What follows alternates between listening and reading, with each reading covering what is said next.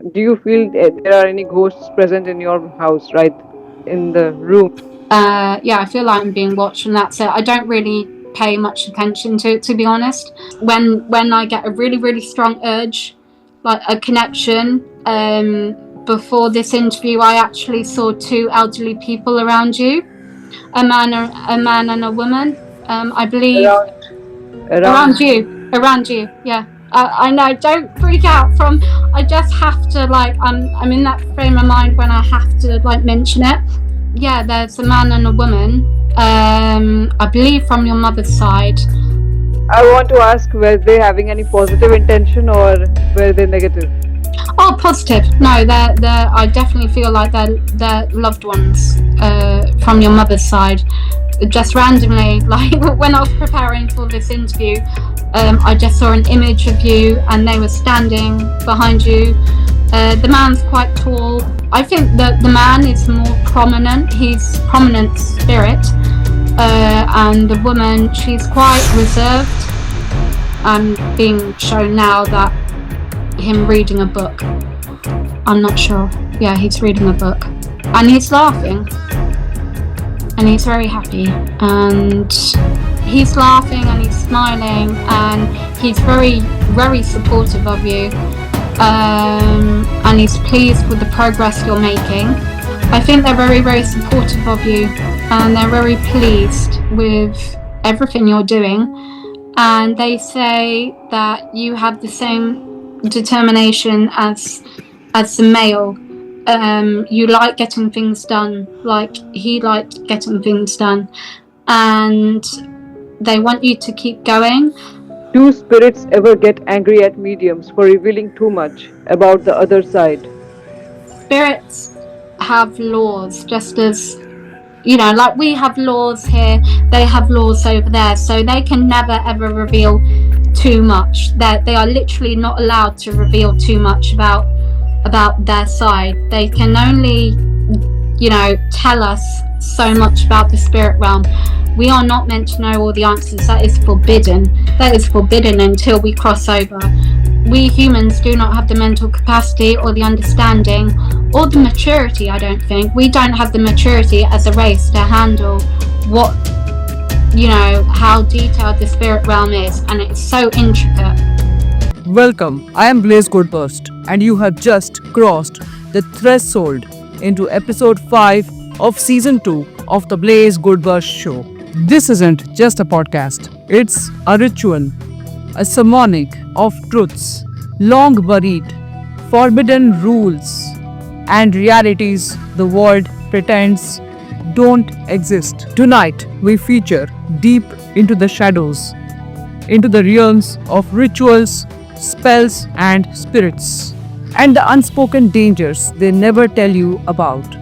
And guiding us through this treacherous terrain is none other than Arabella Belle Rose, an online spiritual therapist, mystic, author, and fearless chronicler of infamous hauntings and chilling personal encounters.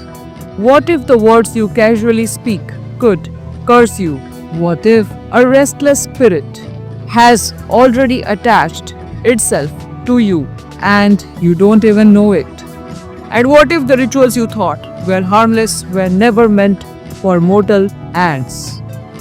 This isn't a conversation, it's a warning.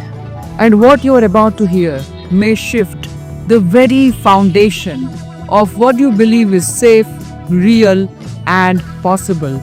And before we descend further, subscribe to the channel and smash that share button, because knowledge like this was never meant to stay buried, and you never know who might need this protection. And if you are an author ready to self-publish or share your voice with the world, visit blazegoldburst.com, your portal to publishing, visibility, and global impact. Also, support this movement by diving into Lord's Ordinary Children by Gita Shripani and Reversed Order Existence by Blaze Goldburst. Now, steel your nerves and guard your energy. We are about to open doors that some never return from.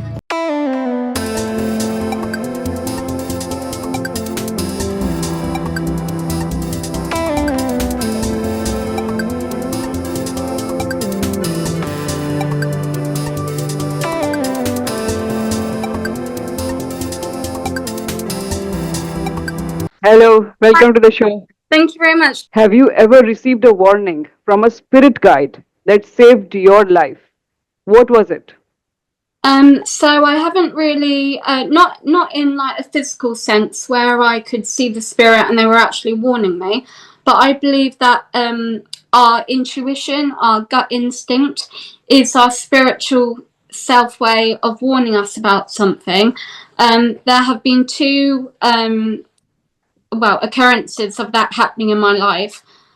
One of them has been when I was visiting a friend, and I hadn't seen her in a few years, and I was staying over at her house, and she had newly got married, and basically there was this energy in the house, and I even said to her at the end of my stay, I have never felt so spiritually threatened in my life. And it turned out that her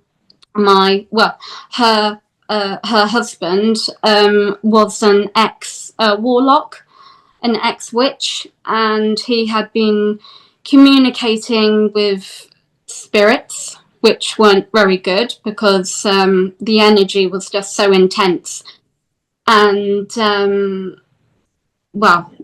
that was my intuition saying this isn't a good energy to be around. But my friend understood that, which is very nice of her.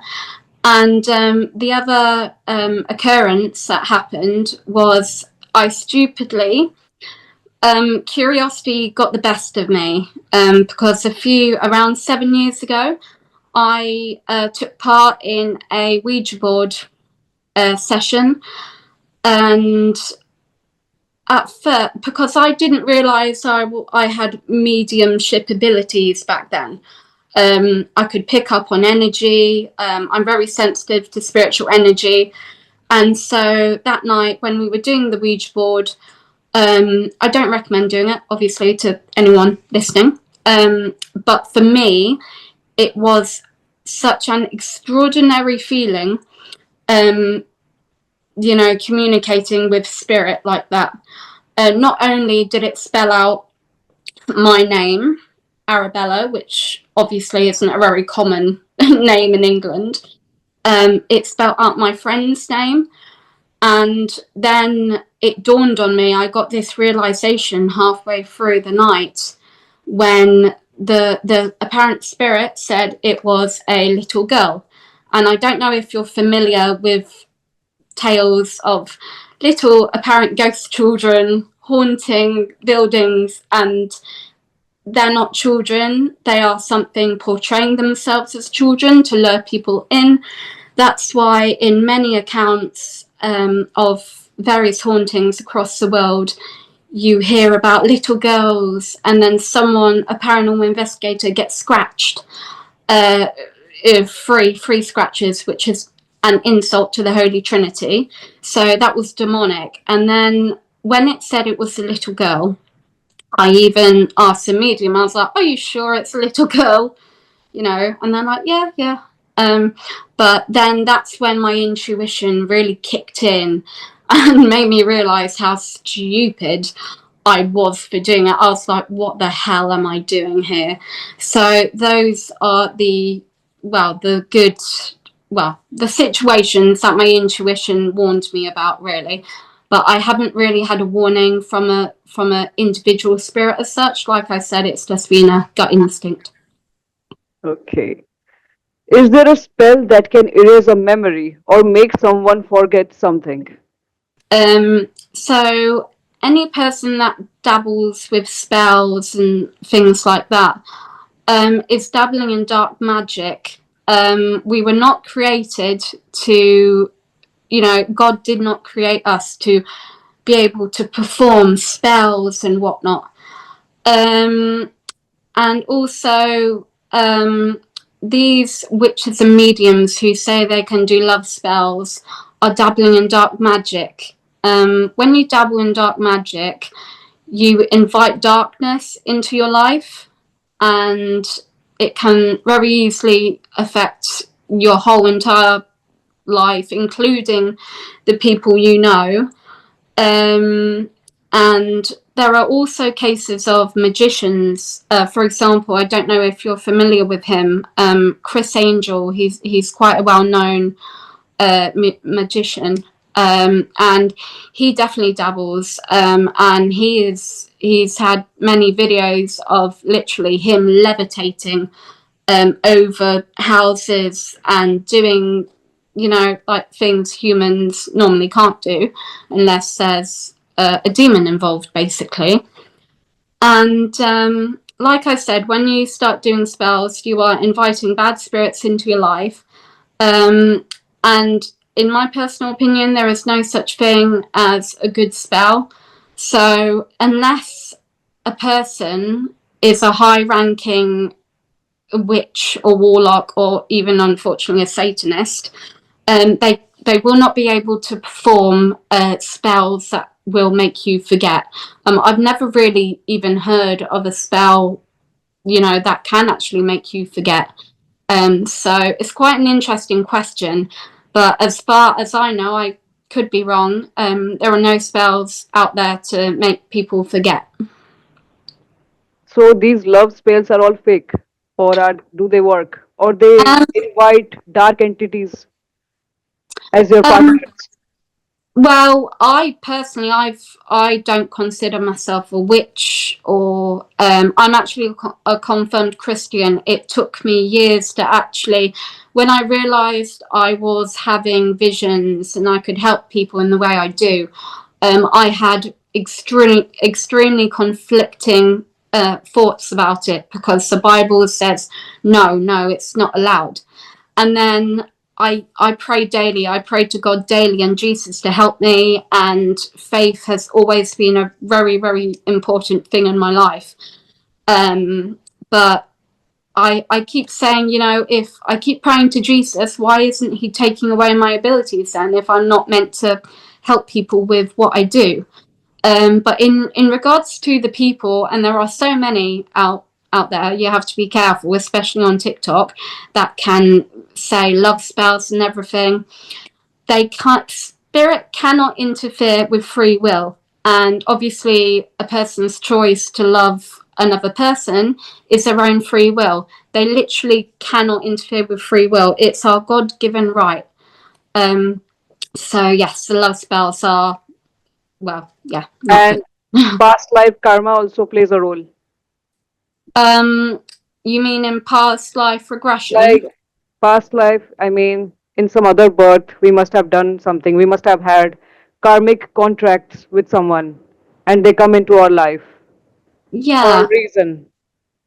I, to be honest, I'm going to be totally honest. I'm still learning about past lives and whatnot. It is interesting though. I don't know much about it, but I do believe some people have had past lives, and in my own personal opinion, I believe that if you did have a past life, you had a past life. It doesn't carry over to this life, if that makes sense. It's like a clean slate every life you Then, have.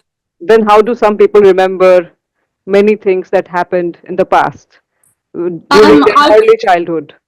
I believe they're meant to believe, they're meant to remember for a reason. It's a really interesting subject. I'm not an expert on that area at all. But I mean, like I say, in life we never stop learning, we never stop evolving. As I say to many people that I read for, each chapter of our life will require a more stronger and wiser version than the one before. Um, and we never stop learning, we never stop evolving. We aren't meant to know all the answers. There are some things, for example, I believe having a past life is one of them, that we aren't meant to understand why some people remember past lives and why some people don't. I believe all the answers, everything, like we humans don't know, even though we love to think we know pretty much everything.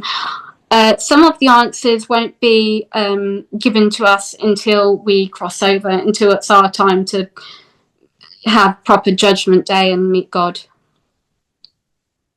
What's the strangest item you have ever used in a ritual and why? Like I said before, I don't do spells, so I'm unable to answer that one. But for example, like I said earlier, any person that dabbles with spells, obviously it depends what sort of person they are. And unfortunately, you have very evil people out there who do use lots of things. I'm sure, given your knowledge, you're aware of this. For example, Satanists, they use human sacrifice, they use animal sacrifice.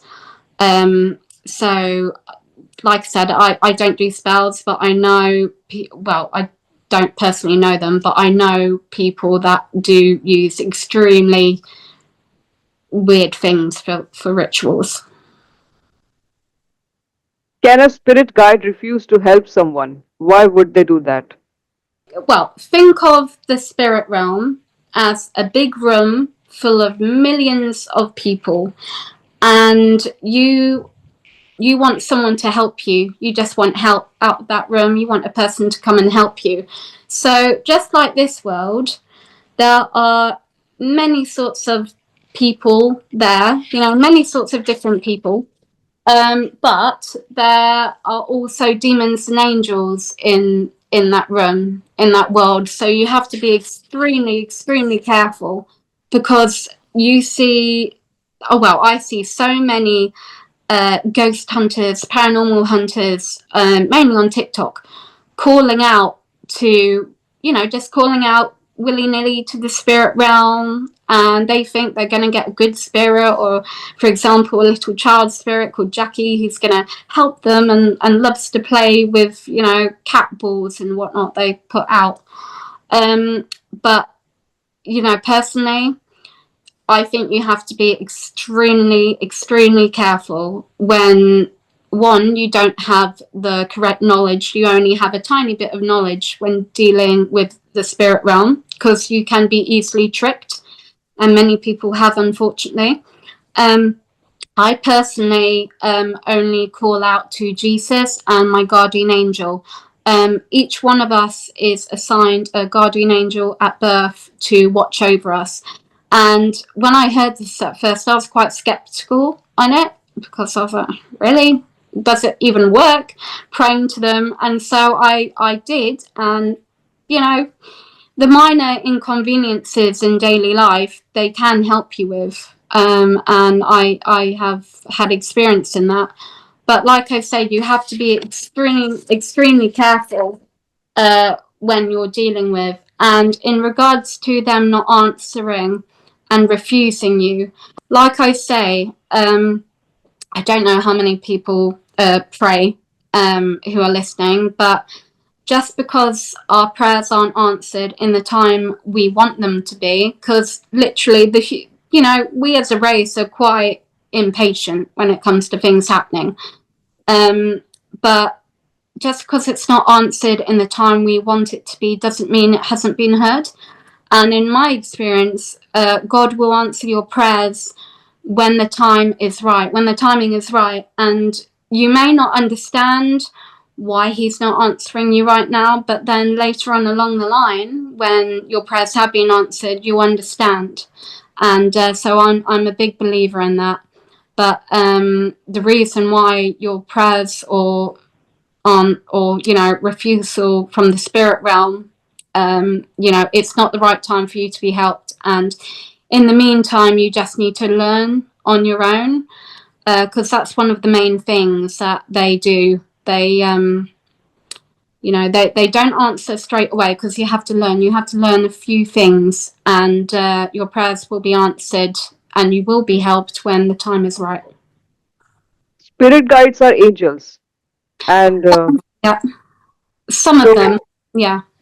Well, mine is. I believe my spirit guide is God, to be honest, and Jesus, because this goes back to when I was referring to imagine the spirit realm like a a room full of people. I've seen many mediums before I even started reading for people. I've seen many of them use spirit guides, and I don't entirely trust spirit guides because literally they could be anyone. I mean, like I said, I'm very sensitive to spiritual energy, and not just in person. Literally, sometimes when I'm watching something, I can pick up on the energy. And for example, there is this woman called Elaine Thorpe, and she believes her spirit guide is part of the family. He's nice, he's friendly, but if in my opinion, if a friendly spirit such as her spirit guide, is so friendly, then why does it have the capability to actually possess her? So basically, she channels this spirit, and some of the videos are quite scary, to be honest, because she's like a middle-aged woman. She talks normally, and then when she gets possessed, basically, because that's what it is, she talks in a man's voice, and it's quite uneasy, and the energy I get from hearing that is awful. It's not right. But I believe proper spirit guides are angels, and mainly the main spirit guide is Jesus and God. But like I said, it's extremely easy to get tricked if you don't have the proper spiritual knowledge when dealing with the spirit realm. So that's why I don't call upon or use spirit guides. So there is a possibility that any negative entity might get access. Yes, absolutely, 100%. That's why I personally just pray to Jesus, God, Jesus, because I know for a fact that if you pray to Jesus, his name has power, and so does God. That's why, obviously, this is basic knowledge for spiritual people, but that's why in deliverances like exorcisms and everything, they call the bad spirits out in the name of Jesus, because they have no choice but to obey. One of the main things you can say if you're feeling a very uneasy feeling is, I rebuke Satan in the name of Jesus, and that goes for spiritual attacks, which I'm sure we'll get to a little later on. What happens if two people cast opposing spells on each other? Who wins? This question kind of reminds me of the constant spiritual warfare that is going on between the good spirit realm, heaven, and the bad spirit realm, hell. Sometimes evil wins over good, and sometimes good wins over evil. Like I said before, unless a person is heavily involved in dark magic, they won't be able to cast a spell on another person. And you see these supposed good witches and good warlocks. Basically, I think they're being deceived, possibly, because it all comes down to calling upon the spirit realm. And in my experience, witches and warlocks just call upon the spirit realm. They don't really specify, God or Jesus or anything good. They just randomly call upon the spirit realm. So like we said earlier, anyone can answer, anything can answer, and demons are far more knowledgeable and clever than us. They have been tricking us for years, and the thing they love the most is to bring us down to their level, to cause oppression and possession and get us far away from God as possible. So I believe that unless you're heavily involved in witchcraft, you cannot cast a spell. But words are powerful. But yeah, apart from that, no, not really. Okay. What's something you experienced in your haunted house that still gives you nightmares? So just a brief description about growing up in a haunted house. So obviously I'm from England. I currently live in West Sussex, I grew up in a place called Nottinghamshire, and Nottinghamshire you might be familiar with. It is connected with Robin Hood, the legend of Robin Hood and Sherwood Forest and his merry men. But basically, I grew up in a old farmhouse, and my mother didn't tell me this until I was much older, but she actually one night decided to do a Ouija board in the house. And I've told her off for this. I was like, really? You did that when we were little and we were upstairs sleeping? That is a big no-no. No. So that definitely impacted the activity, I think. But I'm youngest of three children. And basically when I started growing up, I started to, I don't know, I just felt a bit different because I didn't realise it at the time, but I was really, really spiritually aware, like more than most and more than my family. I remember the first time I saw a ghost in the house. A family friend had died, and I was in the old part of the house, and I was crying. I was about 11, 12, and coincidentally, spirits tend to appear to children around that age because of puberty. And so they're so spiritually, haywire. Their energy is erratic. That's why you get children saying they see stuff around that age. And I remember I looked up and the door was open into the room, and in the door was a figure of a woman. And the first thing I thought was, oh no. Well, I didn't say oh no, I said the swear word, but I said, oh no. How am I going to get past her? Do I walk through her? Like, what do I do? But since that first sighting, I saw her even more. She was just an outline. I could see the detailing of the hem of her dress. I never saw her face. But as I started to grow up, I always used to wake up at midnight, I remember, and you don't want to be awake at midnight in this house. It's very freaky because the whole house was consumed by a very, very weird energy. You constantly felt like you were being watched. Almost on a nightly basis, I would see this figure of a woman, run through my bedroom wall, and then I thought I could hear voices, and basically as I got older I became more aware and then stupidly more interested in this ghost. My best friend used to come for sleepovers. The guest room had wooden floors, and I remember one night we were both in there. She was scared of the house, and so I would sleep in the guest room with her. And I remember one night she woke me up. She's like, Arabella, and I was like, yeah. And I woke up, and clear as day, we could hear footsteps going around the room. Something or someone was walking around the room. I also used to hear my mother calling me, and it wasn't my mum. That actually went on until about 4 years ago. So very recently it's just stopped. But that was weird. I remember also one time I was home alone downstairs. My mother had gone shopping. I was at home with the dogs. It sounds cliche, but it's true. The dogs started growling at nothing. And then it was so weird. I can just remember it like it was yesterday. I was on the sofa. I'm not sure if you're familiar with the film The Others, starring Nicole Kidman and the two children.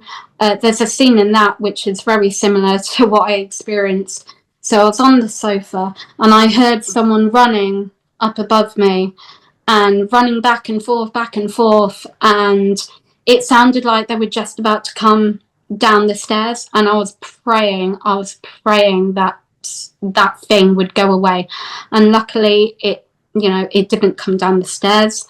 Another incident was I was feeling quite frustrated, I remember, because growing up, when you experience something like that and then you tell your family members and they just kind of seem to brush it off. But being a parent myself now, I kind of understand why they did. They didn't want to encourage anything. But that just made me feel like I was going mad. So half, for about like, I don't know, 7 years or something, I kind of like questioned my sanity. But then things started happening to family members around me. Things were moving in front of them, and things were. I remember one time the cleaner, she was tidying up the sitting room, and she actually called out to me. She's like, Arabella, the TV has just turned itself on and off, and a pillow's just moved. And I was like, oh, that's normal. I said it so casually because I was just so used to things happening. And one thing, like with the haunting, it was fine up until when I was about 16. That's when I started to fear it, because basically, unfortunately, a relative, a member of the family, he was going through an addiction which unfortunately claimed his life. And so that brought a whole new darkness to the house, that energy, because they say, drinking does invite spirits in, the demon drink, as it's known. So all of that energy kind of was ramped up a bit, because not only did we have this original haunting, we also had spirits, negative spirits that were attached to my stepdad, because he was an alcoholic, strong alcoholic, and you could feel it in the air. It wasn't right. And so basically, that original haunting, I forgot to mention, I called the figure of the woman Lucy. I don't know why I picked that name, I just did. And basically, night paralysis. I'm not sure if you're aware of night paralysis, but I started to, yeah, sleep paralysis. I started to experience that. It was very strange to experience. In my sleep paralysis, because it affects people in different ways, I was thrown about my room, like a bird's eye view. I was thrown about my room, and then I'll be put back in my body. And then I opened my eyes, and I couldn't move, as many people can't when, after sleep paralysis. And I remember one time, because my bed was next to a mirror, so I could see in and out of my room, who was coming into my room. And I remember one night I saw this, like the energy, engulfed my room, the darkness, the dark energy, and I saw a massive, like, must be 7 foot figure behind me. Totally pitch black, probably a shadow figure or a shadow ghost, whatever they're called. And I just prayed, and I hid under my covers, and it went away. But I remember when it was near when we were moving out and moving down here to West Sussex, that dream I had will forever haunt me, because in that dream, Lucy, the woman, the ghost of the house, she actually showed her face to me, and it was basically like rotten, and she had no eyes, and that was the only time that she had fully, like, kind of shown herself to me. I still don't know to this day, if the new owners are experiencing something. I mean, I remember my mum saying before we moved into that house, because that was my childhood home. I was born in 1993. And so I grew up in that house, and the neighbours who had lived in that house before us, they said there's something in that house, so just be careful. But yeah, I mean, the hauntings didn't stop there. I literally moved down here, moved to a very rural area in West Sussex with my mum, and the hauntings continued.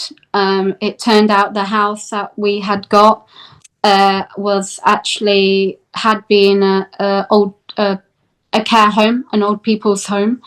And one night I remember I was in the garden, and clear as day, I saw 3 elderly people who had linked arms, and they were laughing. They looked so happy, and they turned towards me, and they were very aware that I could see them. And I've never had something like this since. they were aware that I could see them, and I wasn't scared because they just looked so happy. I was literally just really interested in them. I believe it was 2 men and a woman, and they were just walking around the garden, and then they just vanished into thin air. But yeah, I saw one other ghost there. That was a solid apparition, which I'll never ever forget. I might as well tell you about it now quickly. So it was nighttime. I was walking my dog down the footpath near our house, and it was winter. It was freezing cold. No one was around. It was very rural, and basically I just had the feeling of being watched. And so my dog was acting a bit weird. So I shone my torch on my phone, and literally it must have lasted about 3 seconds, but obviously time works differently in spirit, so it felt a lot longer. And there was this man sitting cross-legged in the middle of the road. He was wearing a blue duffel coat. He literally turned so slowly to look at me, looked me right in the eye, and disappeared right in front of me. And this was about 8 years ago. 7 years ago, 8 years ago, and I froze to the spot. I started crying. I went back in and I told my mum, and because she had seen ghosts before in our old house, she saw a little boy and a man only visible from the waist up in the garden. So I told her, and then I didn't see any more figures after that. But the most interesting thing about that story was I was down at the local shop a couple of days after, and randomly, out of nowhere, this man, he opened the door for me. I said, "Thank you very much." And then he randomly said, "I don't like this village at night time, especially with all the spirits about." And I had never met him before in my life. And I was like, "I know what you mean. I thought I wasn't going crazy. Like, it is haunted." But yeah, those are just some stories of growing up in a haunted house. The Ouija board. You said your mother was using the board. Oh, That's basically, now openly sold on Amazon. People are buying it, yeah. experimenting with it. Will they face any kind of consequence? Oh, definitely, absolutely, definitely. I mean, like I said, it's such a shame. I fear for the younger generation, including my own children. I have 3 now, and basically because the Ouija board is so hyped up in Hollywood films and paranormal films, and so people are going to grow up thinking, "Oh, this is cool. What if we have a few drinks on Friday night and do a Ouija board session? And yeah, it's going to be scary." And they don't have the right spiritual knowledge. I stupidly did one. It was fascinating, but I think maybe that I don't know, maybe it affected things in my life that happened. I'm not entirely sure, but I would not advise doing one because basically, for one, many people don't know how to close one properly or say goodbye to the spirit. As soon as you call upon the spirit realm, randomly, all sorts of spirits are going to answer, and chances are they are going to be evil spirits. So they are going to be bad spirits. They're the spirits that are going to trick you and cause mayhem and poltergeist activity, probably. It's not going to happen straight away, but it will leave them with a very uneasy feeling. And my advice is, if they are worried that they have done something wrong, if they have invited a spirit in, the best thing is to pray, is to rebuke the energy, get rid of the Ouija board, burn it, snap it and burn it. That's what I had to do with one in the past. I was stupidly given one because I was interested in ghosts, as I said, growing up, and someone gave me one, and nothing happened on my one, but I was advised to just burn it and snap it, and that's what I did. And just rebuke it in the name of Jesus. The most powerful thing they can do against negative energy is to rebuke Satan and all his minions. Do not allow them access into your life. Just rebuke it in the name of Jesus, and that's the most powerful thing you can do, because people are going to suggest, oh, you have to do this spell, you have to do that, depending where they go. But no, that won't work. That will just, yes, calling out to Jesus might aggravate it at first, but that means it's working. And if they try and scare you, if spirit try and scare you with bangs and whatnot, just ignore it, and then it will go away. Have you ever spoken to a spirit that didn't know it was dead? How did it react? I haven't personally. I mean, I was thinking about whether or not to tell this story earlier on. Because as I said, my stepdad unfortunately was an alcoholic, and he invited demons in and whatnot, and he died from it. And so basically, people that die in a traumatic way, it does take them a few days to adjust to being dead, because it can be quite a shock, obviously, to wake up in the other realm. That's why, in general, when a loved one dies, their spirit is still in and out of this realm until their body is laid to rest. That's why when someone dies, loved ones can sense, or they can smell, fragrances of their dearly departed, because that spirit is still around. But when its body is laid to rest, that's when it transitions fully into the spirit realm. And I've found many times in my life that loved ones have come to me in dreams, and that is a very common thing, that they come to you in dreams to visit you. But now I haven't really talked to a spirit that didn't know it was dead. Every medium works differently. Do spirits ever get jealous of the living? What happens when they do? So as I said, the spirit realm is more vast and more beautiful than Earth. So spirits don't get jealous of us. They are in literal paradise. They are with, loved ones that they've lost. And, when you die, you have a whole new mindset. The mistakes that you have made in life, obviously they're played out to you on Judgment Day, on your own Judgment Day. And many people who have had near-death experiences have said that they have watched a recording of their life back, and they have to account for everything that they've done in their life. But everyone just talks about how much love and unconditional love and support there is out there, in that realm. So no, they don't get jealous, because I believe that jealousy doesn't exist in heaven or the spirit realm. We have a much clearer understanding of life when we cross over, and jealousy isn't a part of that. It's forgiveness and love mainly. What if someone has been wronged? Where do they go? So if they've done evil acts in Like life. someone has affected somebody, okay, and they die suddenly with grief or some kind of feelings of trauma.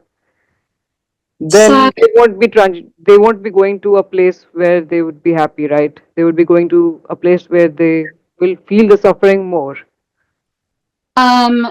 it entirely depends on the person's free will, really. As I was saying earlier, spirit can't interfere with free will. But for example, if they have died and they are very, very, very extremely guilty, emotionally guilty, and feeling so sorry for what they have done, then I believe, Jesus will forgive them if they are truly, truly sorry. And if they give their soul over to Christ. However, for example, if a murderer died and he didn't care, he wasn't really remorseful of how many people he killed, or for example, if a Satanist died, stupidly, Satanists are extremely deceived. They believe that in, with all these killings they do and everything, they believe that they will be equal to I don't like saying his name, to Satan, to Lucifer, when they die, only to find out that they are, you know, they're literally going to be suffering and going to be tortured for eternity, if they don't give their if they're not remorseful of their actions. So it completely depends. I don't really, I'm literally just a human being. I'm not qualified to really say, who's gonna, if a good person is going this way and a bad person going that way. I can only explain from my point of view. But like I said earlier on, we're constantly learning in life. I'm still learning in life. Everyone's still learning in life. We're constantly evolving in life. And so According to you, how karma plays a role? karma, I believe in some instances karma plays a role. I mean, I've had experiences where people have lied about something in the past, and it turns out later on in life they are actually put through that situation for real. What they lied about, that they lied about going through that situation. I've known someone that has done that, and then later on in life they are actually put through that situation, but for real. So I believe that is their karma. Which is, life is funny, it's mysterious, and if you need a lesson, you will get the lesson, but probably not in the way you expect. Suppose somebody has wronged you, okay, but you don't have an intention for revenge. Still, you might be having some kind of negative feelings for the person. Like, why did the person do that? It should not have happened. You subconsciously wish that the person should face karma. But is there a possibility that in this lifetime the person will face it? And if he doesn't, then would there be another lifetime where the person will face the consequence of their actions? And will you get justice? I believe that they, well, if they wrong you and they keep wronging other people as well, I believe, yes, they will have karma in this life.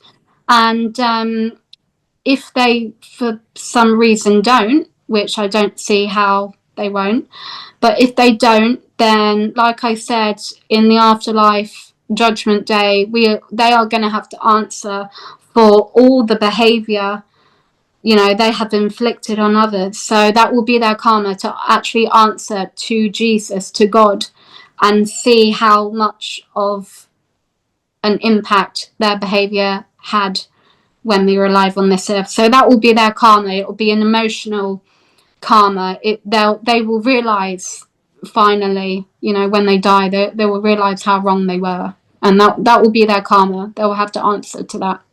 But my question is, you were wronged, okay? So, Mm-hmm. how will you feel that you are free from this? Because Um, you will be carrying that kind of emotion throughout your life. throughout my life, forgiveness. I would forgive them, because as we grow older, um, we become wiser.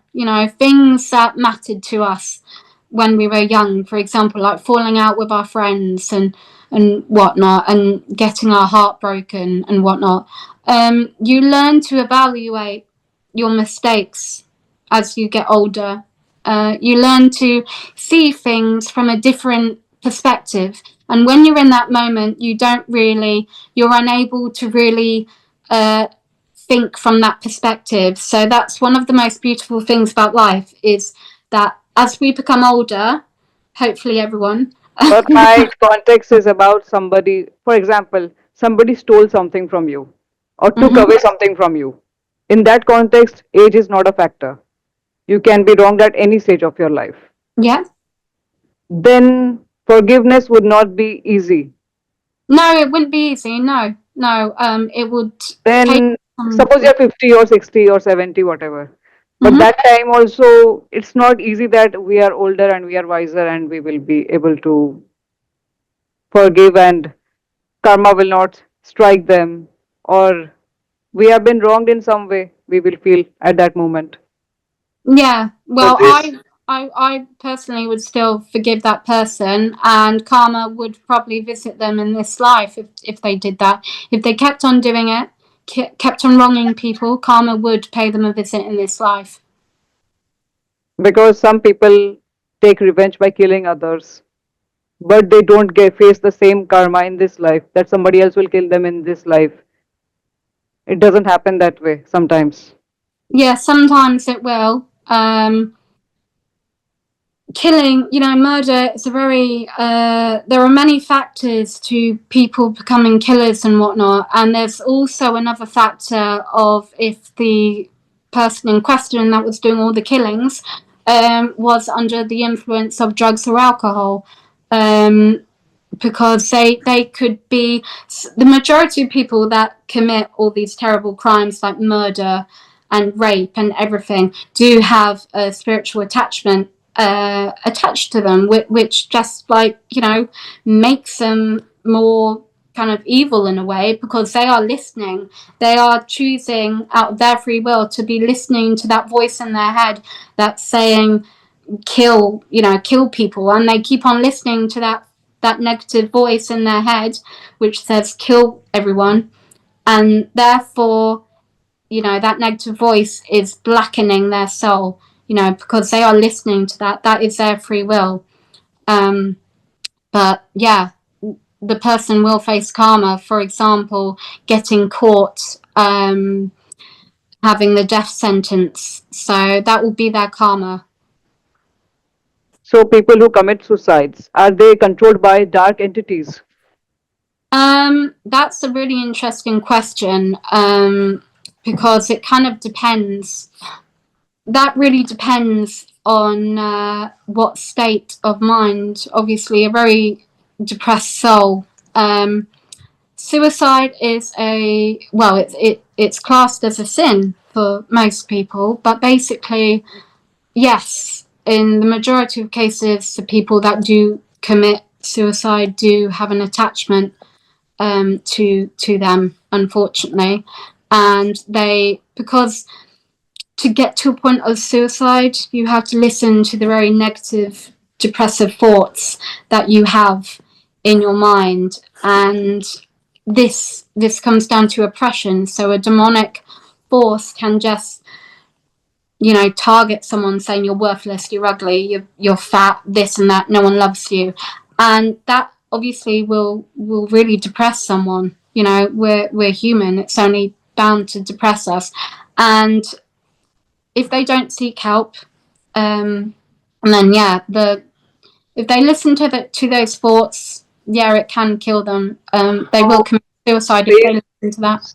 so if they do such an act, okay, so it's a negative karma Mm-hmm. because people who would be depending on them would suffer a lot.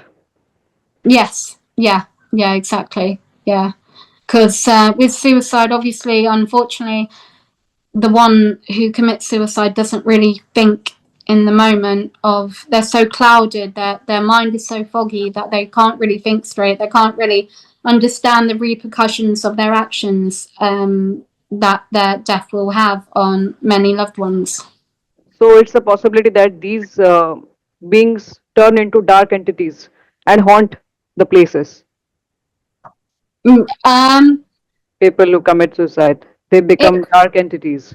not dark entities. No, basically, the people that do commit suicide, they will go through healing in the afterlife. But what if it is in a mood of revenge? Some people do it like, There are many different types of hauntings. There's it might be their actions that they commit suicide. It might be a residual haunting or a stone tape theory haunting, and basically their energy at the time of death, at the time of their despair, their energy is actually absorbed by the building that they're in. And so that's why in some cases you go to haunted places and you just, for example, you walk into a room and it's a feeling of death. That can be a residual haunting. But But no, the people that commit suicide, I believe, because the negative energy that was attached to them in this life, they're not, they have no attachment when they die. They realize that they've committed suicide, but they go through healing, depending on their situation. Like the people that commit suicide, they do go through healing, but also if they have done any wrong, they will have to answer to that. But what if they commit it in a mood of rage to torture someone? Sometimes it happens like two people are in a relationship. One person doesn't like the other person for some reason. They get angry. They want to trap them into something. They write a letter and they kill themselves. Okay. So in that moment, they are plotting revenge, not any kind of. They don't seek healing in that moment. They want the other person to suffer. They'll have to answer to that. They would have to answer to that. As I said, we're all still learning. I don't have all the answers, unfortunately, but that's one of the things about life. You're constantly learning about these things, and like I said earlier, we're not meant to know everything. Even as mediums and whatnot, they don't know all the answers, and we're not meant to. The spirit realm can only teach us so much. The spirit realm can only reveal to so much of it. It can never ever be fully revealed to humans because we have not got the mentality to understand all the complexities of the afterlife, and we're not meant to. When we do die, when we do cross over, then it would be a different matter, because in the afterlife, there are many layers of the afterlife. There can be healing, there can be learning, there can be past lives. There are so many layers, and it is a mystery. But until we cross over, we don't know all the answers fully. Because I have heard that people who die because of accidents or sudden deaths are not really aware that they're dying. So their spirits roam for many, many days and months, and for realization, they don't realize it. And people who die natural deaths, okay, they are prepared to die. They know that they are going to die. People around them surround, and rituals take place. So there is a preparation. But sudden things, the people don't realize that they are not actually living. There are laws in the spirit realm. The spirits have to abide by. They can't just. So basically, spirits have rules to follow. So they are forbidden from interfering with human lives, and like I said earlier, and they're not allowed to really roam as freely as people think around the earth. In my knowledge and in my experience, say loved ones, even after a traumatic death, and I have known people that have died from a really traumatic way. So that kind of reminds me again of a dream I had. Like I said earlier, loved ones can communicate with you through dreams, but you have to be careful because you have to look out for the signs, because demons can actually disguise themselves as loved ones, as you know. So the ways you can definitely tell if it's a real visitation from your loved one in a dream you're having is that spirits will normally tend to speak telepathically to you in your dream. And also, it's a weird one, but their eyes will be slightly bigger than ours, and obviously they'll have an energy not from this realm. I remember going to the traumatic death first. When my stepdad died from alcoholism, he basically died. He was found in a pool of his own blood on his own, and obviously that would have been very, very quick for him. He wouldn't have even realized it was happening. And And so when a couple of days after, obviously I found out, I was about 16 at the time, I'm 31 now.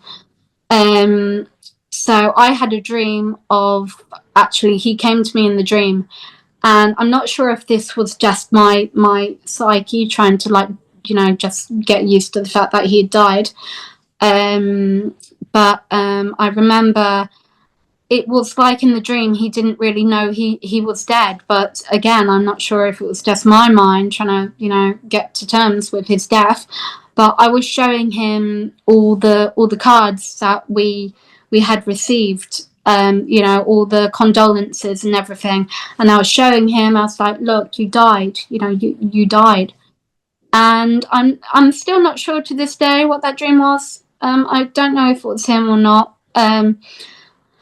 But another, like I said, you have to be careful of visitations because it can be a demon. Basically, I've had many dreams of my loved ones, mainly my grandmother. My grandmother was actually Indian. I have Indian roots, and she was very, very spiritual, very, very wise, and she was like a mother to me. And when she died, she still does. She still visits me in my dreams, and we always talk telepathically. And it's definitely her. But one time, I remember, clear as day, I remember this dream. It was so weird and awful. In the dream, like my grandfather came to visit me in the dream, which was quite, you know, I don't really dream on my grandfather, but he came to visit me in the dream. And this being in the dream looked like my grandfather, but I just felt the energy around my supposed grandfather was just off. And it was weird. It was like a very, and when he smiled at me in the dream, it just didn't feel right. And he was hardly talking to me telepathically, and I found that weird. And I remember in the dream he sat next to me, and I turned to see him, and I said, like, reveal yourself in the name of Jesus Christ. And yeah, I said, reveal yourself in the name of Jesus Christ. And he lit this thing in my dream, literally tore off the face of my loved one and revealed its true self, which was quite grotesque, really. It was like half rotten, half this demon thing, basically, that was trying to trick me. So that's why you have to be very careful, even spiritually protecting yourself in dreams, because it took me a while. Going through the sleep paralysis, I started training myself to say the Lord's Prayer, you know, Our Father who art in heaven, in my dreams. And that took me a few months and years to say, but now I can actually say that in my dreams. So I advise anyone who's like under spiritual attack in their dream, or is a bit uneasy about what they'll dream about, to say that prayer if they can. If a spirit is in love with someone, can it stop them from finding love in real life? No, no, it can't. So, like I said earlier, this, like us, we have laws. The spirit realm has laws as well. So they cannot stop anyone from falling in love. I mean, for example, if someone's husband or wife dies and they still love one another, you know, you can't like base, like, you hear of these kind of wacky stories of like people falling in love with spirits and people marrying spirits or something like that. That can't be. But no, you know, you can love them from afar. You know, you always carry the memory of their love with you. But no, spirits can't interfere with someone's free will to marry again or love again. But in regards to, you know, like losing your spouse, or partner, you know, you obviously always have a special place in your heart for them, and it's entirely up to free will, you know, what you decide to do next in terms of like your heart, your love life, and spirit can't interfere with that. So if someone allows it, then they will possess them. No, no, they in general, unless they're a really bad spirit, unless they're a demonic spirit, spirits unless they're being invited fully open, like that woman I was talking about earlier, Lane Thorpe. Unless they're like that, they cannot possess someone.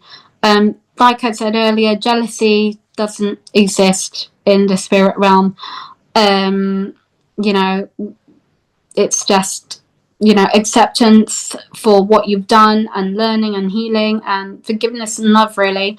But no, they can't interfere with that. The many, you know, the possessions you do hear about are mainly to do with exorcisms and whatnot. I mean, there is no such thing as a good possession. A possession is a possession at the end of the day. No good spirit is going to randomly possess someone. That just doesn't happen, and that's certainly not allowed. Have you ever seen a spirit mimic a living person? How can someone tell if it's real? Well, this question relates to what I've just said about the dreams and how you need to be careful. So, in regards to seeing a spirit mimic a loved one, yes, I have seen that in my dream. And in real life? And in real life, have you seen? Not in real life, no. But basically, what's known as a mocking spirit. Like I said earlier, when I was growing up in my haunted house and I heard my name being called in my mum's voice, I've even heard my name being called in my partner's voice, and he didn't even call me. Ironically, the room that I'm actually in now, we believe there is a bit of residual energy. And a couple months ago, there probably shouldn't be talking about this. I felt someone watching me, like I do a bit now, from the corner right down there, and I took a photo one night, and a face showed up, like it wasn't a good face that showed up in that corner. And since then, I've saged the room, I've said prayers, and the energy has gone away, which is good. But that was a mocking spirit. I've encountered many paranormal activities where mocking spirits are, you know, to blame for the activity that's happening. For example, as well as like hearing my name being called in loved ones' voices, poltergeist activity is to do with a mocking spirit. It's not to do with children. It's to do with, they want to get your attention. They want you to be interested in them. So like you keep being interested, and then you kind of like spiritually open yourself up to a real attack. I've never actually been physically attacked by a spirit, but I know people that have had scratches on their back and whatnot. Is it true that some spirits pretend to be loved ones to trick people? How can you tell? Yes, yeah, it is. This is a very delicate matter, really, because there are so many elements to the answer to this question. But from my understanding, I mean, in regards to mediumship, I mean, I don't fully understand it myself. But some people say mediums contact demons and demons deceive them, and then that's how they get their information. They're not actually talking to the loved ones. Like I said, every medium works differently. I work through energy, and in my experience, I don't personally call upon that person. I don't call upon a dead person. Basically, what I do is I pray to Jesus, and I receive images in my head of like things relating to the person that I'm reading for. I can sometimes see names, I can sometimes like see places and a description of what someone looks like, and I just explain that to the person I'm reading for, and then they can either like relate to it or not. But in regards to that, I mean, it is a very interesting thing. I think because it takes a lot of energy for a spirit to come through, to even make contact, to even move something so simple as like a door or something. That's another thing that's happened to me. I forgot to mention earlier. My bedroom door opened on its own, and then I I shouted and then it stopped. That was when I was living in the haunted house in Nottinghamshire. But in regards to that, unless they have a lot of energy, demons can't really interfere with everyone unless they have authority to. And that comes down to free will again and our actions in this life. The audience would like to know more about mediumship. What is it? Mediumship. Well, I have, with my own personal journey, really, I can only describe from my point of view. So basically, like I said, I grew up a Christian. I went to church every Sunday. I was praying a lot. Obviously, my house was haunted, like I said, so I was very interested in ghosts and whatnot, and that's how I came to learning about the paranormal. Also, basically, I'm sure a lot of people listening know of this feeling. When someone dies, you want to reach out to them. And so the only way to do that, we think, is through going to a medium. And before I was a medium myself, I went to many mediums because I was quite close to various people that have passed in my life. And it can kind of become an addiction. But I remember I used to go to the spiritual church with my friend, and I remember just walking into that building and I literally felt so dizzy, and I didn't realize it at the time, but I was really, really picking up on all the spiritual energy. It was literally like, bam, it hit me. Like, it was so intense. And now I realize why. Because I'm spiritually gifted. It took me a while to accept my gift.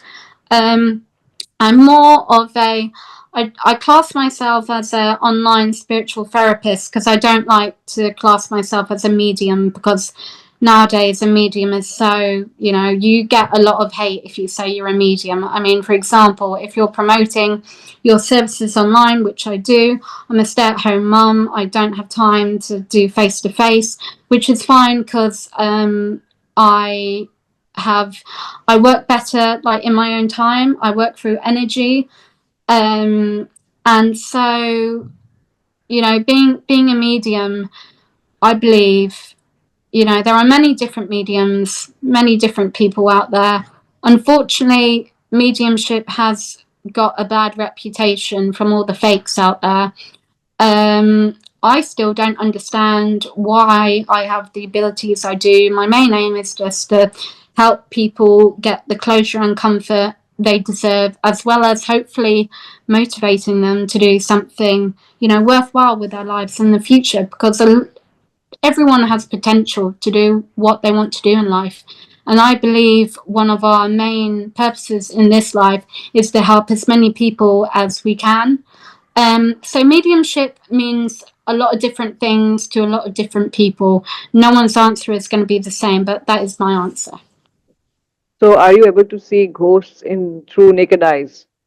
I've seen 3 ghosts in my life, and that's it. If I saw them all the time, thank God I don't, because I would really be scared. But some people do have the ability to. I don't. I don't know why. I don't know if I'll see them again in the future. I don't know, but everyone is different. You There feel are them. many levels of You, spiritual. you can feel them. Yes, I can. Yeah, I can. I'm very, very sensitive to energy. Do you feel there are any ghosts present in your house, right in the I room? I feel like I'm being watched. Um, yeah, I feel like I'm being watched, and that's it. I don't really pay much attention to it, to be honest. I try not to anyway. But it varies really with the with the places I go to. It varies. I mean, I remember when I met my husband. I remember that night. I went round to his house and I was going upstairs to use the loo, and I saw a dark shadow figure of a man at the top of the stairs. And that's never happened to me before. And I was quite scared. But again, I just rebuked it in the name of Jesus. And, the energy was lifted. I couldn't sense it anymore. Have you ever met a fake medium who was secretly using real dark magic? Luckily, I haven't met a fake medium. I mean, in my experience, going to spiritual churches, you can always tell when a medium is genuine. In my opinion, because their eyes, when they're tuning in, like I always used to look at their eyes would dilate a bit, and obviously their energy would really, like, there would be someone else there would be someone's a spirit's energy there basically with them. So that's how I always knew. Do spirits ever get angry at mediums for revealing too much about the other side? Like I said before, spirits have laws, just as like we have laws here, they have laws over there, so they can never ever reveal too much. That they are literally not allowed to reveal too much about their side. They can only tell us so much about the spirit realm. We are not meant to know all the answers. That is forbidden. That is forbidden until we cross over, because we humans do not have the mental capacity or the understanding or the maturity. I don't think we don't have the maturity as a race to handle what how detailed the spirit realm is, and it is so intricate. If a medium is too powerful, can they accidentally open a portal they can't close? And anyone can open a portal. For example, people that do Ouija boards, people that do ghost hunts, people that call upon spirits randomly, without specifying which spirit. But anyone can open a portal. It doesn't have to be a medium. But yes, mediums, I believe, can. It depends what sort of medium they are, really, and how in depth they are, to their craft. But I mean, mediums can't be in tune all the time. I mean, for example, I'm gonna have to mention it because when I get a really really strong urge, like a connection, before this interview, I actually saw two elderly people around you, a man and a woman. I believe Around, around. around you, yeah. I know, don't freak out.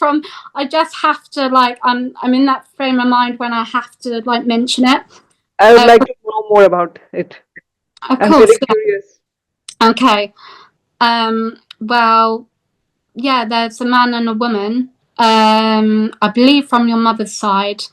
They're dressed quite, the man is dressed quite similar to you, but I believe he's got a bit of a beard, and he's got kind of greyish silvery hair, and he's quite tall. But yeah, see, with, like I said earlier, I get images like that, and every medium works differently, and so with me it's just like images. And I always say I'm not very good at names because I'm not. I want to ask, were they having any positive intention or were they negative? Oh, positive. No, they're. I definitely feel like they're loved ones from your mother's side.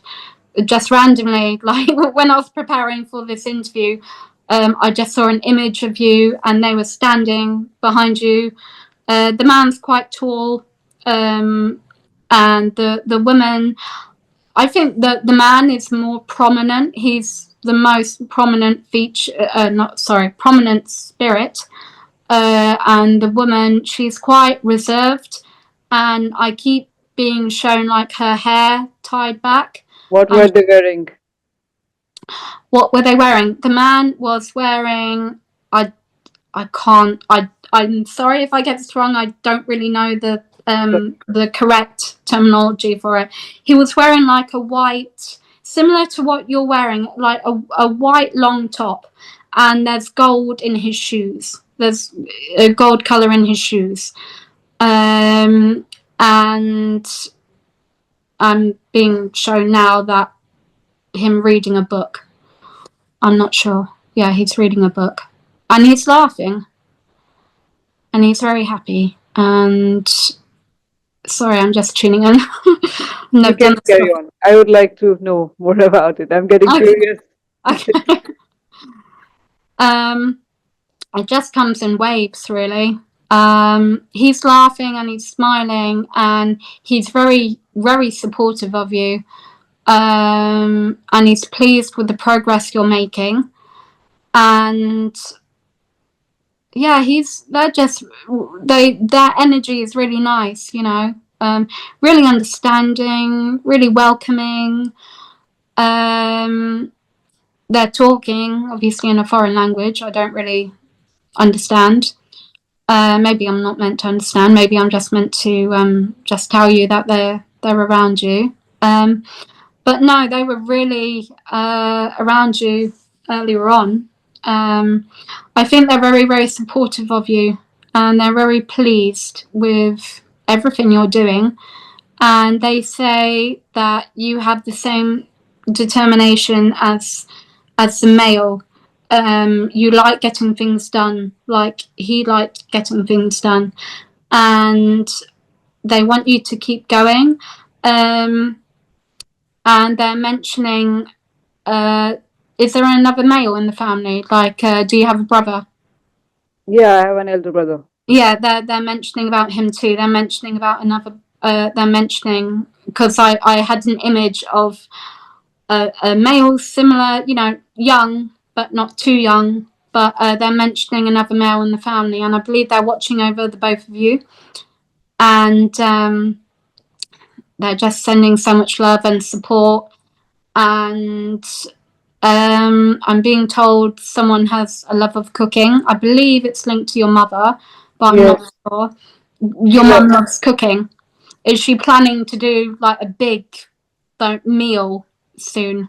She always does.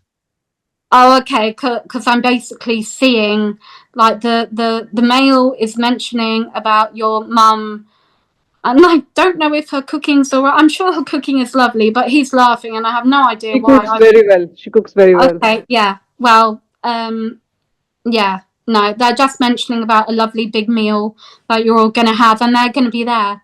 And I get the feeling that you're quite spiritual yourself. You can sense stuff a tiny bit, or you're going to be doing that soon, because And that's stuff. the energy I got from you. That What you're kind? What kind of stuff? just similar to me, really. Just like, you know, you can sense a bit of spiritual energy, a tiny bit, but not too much. You haven't really like been delving too much into it. But no, you are. I do see you, like, if you're not already, you are in a good way. You're going to be yeah, you're going to be yeah, like knowing that that male in spirit is there sometime. I'm being shown that he's going. You know, you're going to feel like you're being watched, basically, and that would just be them. You know, it won't be scary or anything. But yeah. I was wishing to know about what kind of stuff I would be sending them or what. I was not able to understand that line. Oh, sensing, like you're going to be able to pick up on their spiritual energy when they are around. Like, for example, I do believe either your mother, I believe it's more linked to your mother is going to feel like she's being watched if she hasn't already. But I also see you picking up on when they are present. One time, I believe when you have a big family meal, I believe one of you, either you or your mother, are going to know that someone is watching you, that you feel like you're being watched. But that would just be them. And the woman, was she related to the male? No, I believe she was married to him. That's the impression I got, I received.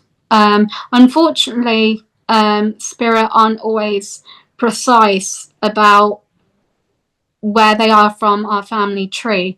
I mean, in many readings I do, because sometimes I can see things that might happen.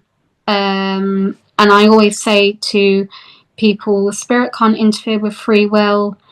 You know, I mean, because some people expect when you're reading for them that you only connect with, you know, their cat that has just died and something. They forget that, you know, you're being watched from the spirit realm by every single member of your family tree. And any member of the family tree can come forward, but with the energy I'm feeling now from the couple that have come to let you know that they're around you, they're quite recent, I believe, from your mother's side. So if it's not her parents, and I wouldn't be surprised if it wasn't, if it was, I believe it's great, like grandparents of some sort, I believe, but I'm not entirely sure. Thank you. So, are there spirits that enjoy causing chaos and messing with people's lives? Yes, mocking spirits, like we said earlier. Mocking spirits love to scare people, try and scare people. They're negative energy spirits. But like I said, if you know, if you don't give them attention, they just leave.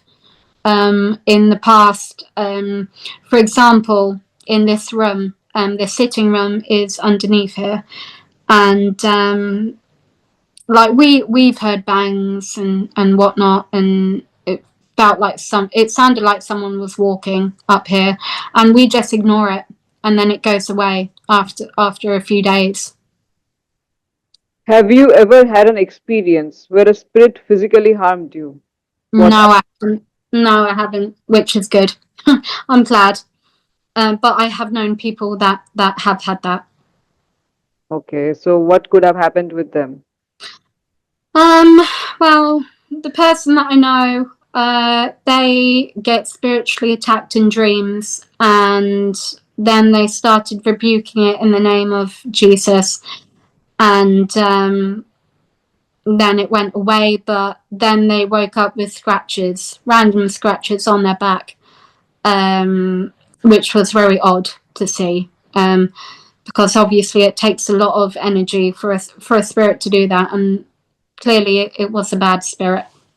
But that's the only case that I personally know about.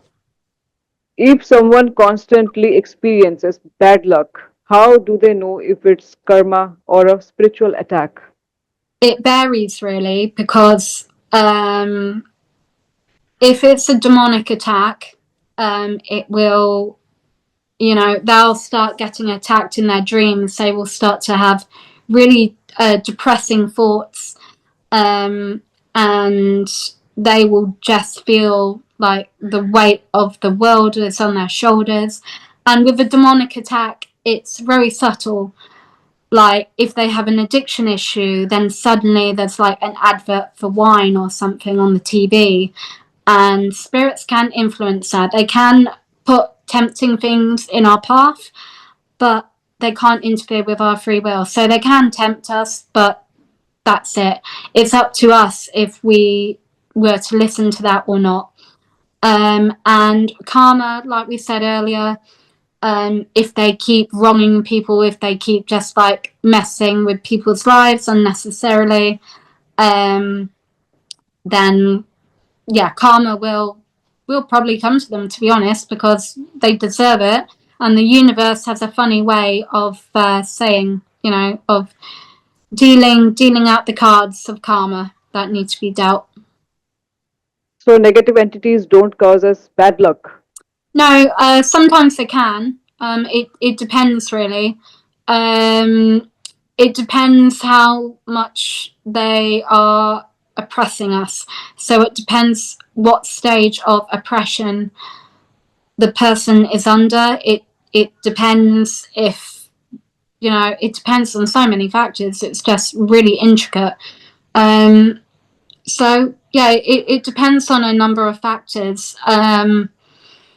So I don't know all the answers, but in my experience, you know, demons, you know, dealing with a demon is quite a rare occurrence. It's not a daily thing, but it comes down to addiction issues. If it's a generational curse that needs to be broken, things like that. So it does vary. Are there certain people who naturally attract negative spirits? How do they protect themselves?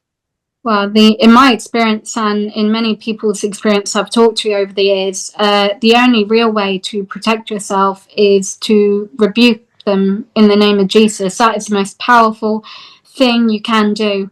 I mean, that it's no good because I've done go away spirit, go away, this and that didn't work.